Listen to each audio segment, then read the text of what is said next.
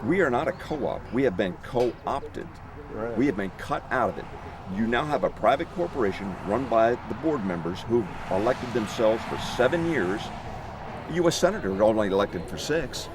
It's evolved to the point now where it's almost impossible for the members to nominate anyone to the board. And those changes have been made since Barbara ran. I just wasn't really prepared when they raised the percent of signatures that you needed on the petition. Initially, I think it had only been a few.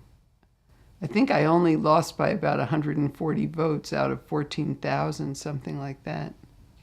It's just like democracy at large. None of us really want to spend time and energy on it. We just want it to work. We want things to be the way we want them to be. And I think the Carroll Electric is just kind of a microcosm of that failure to feedback.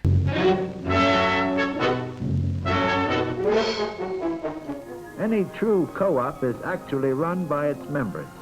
The members choose a board of directors like any other big business. The board tells the manager what to do and decides important questions by vote. They have complete control.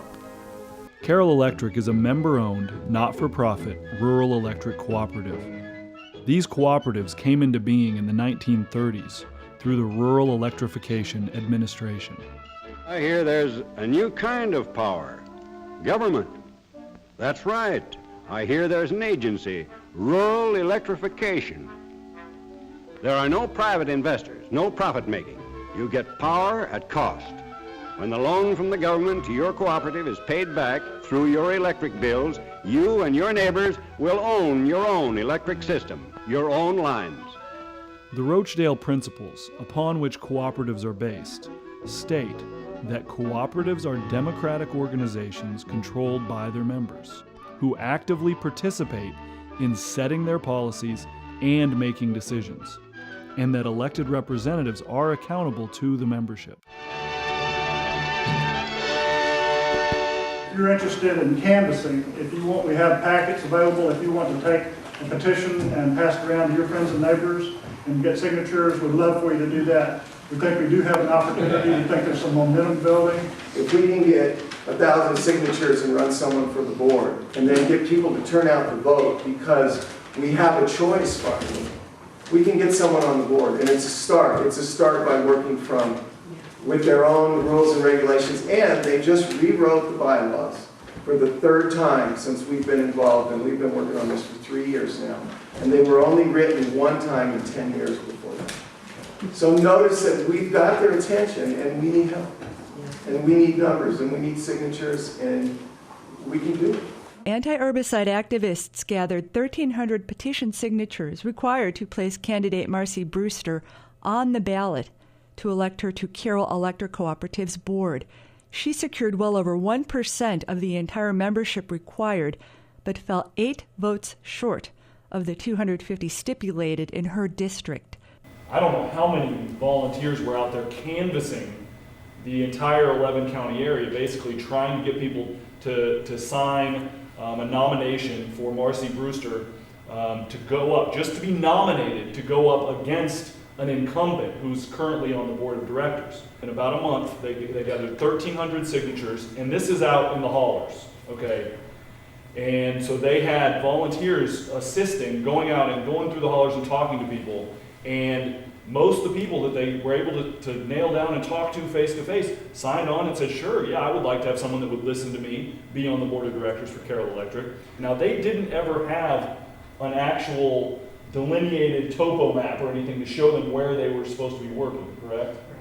And they didn't know exactly what constituted her district. So they supposedly, according to Carroll Electric, came up 8 nominations short, 8 signatures short in her district. So then she has been denied the ability to go up against the incumbent to get onto the board.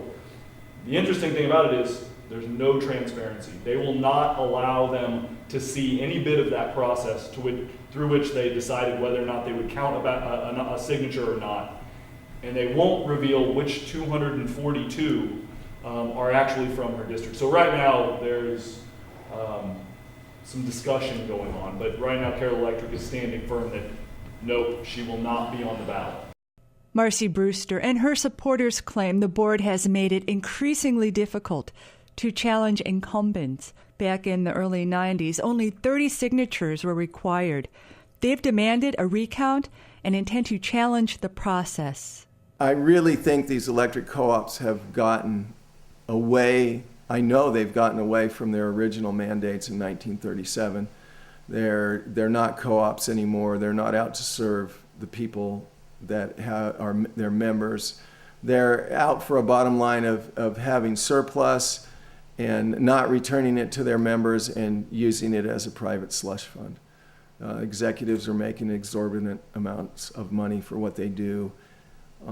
It's time we reel them in, and we're the only ones that can reel them in. The reason why they function without regulation is because the members are supposed to regulate them, and nobody has realized that the members have no say. Find out who your co-op is and what you can do to change them.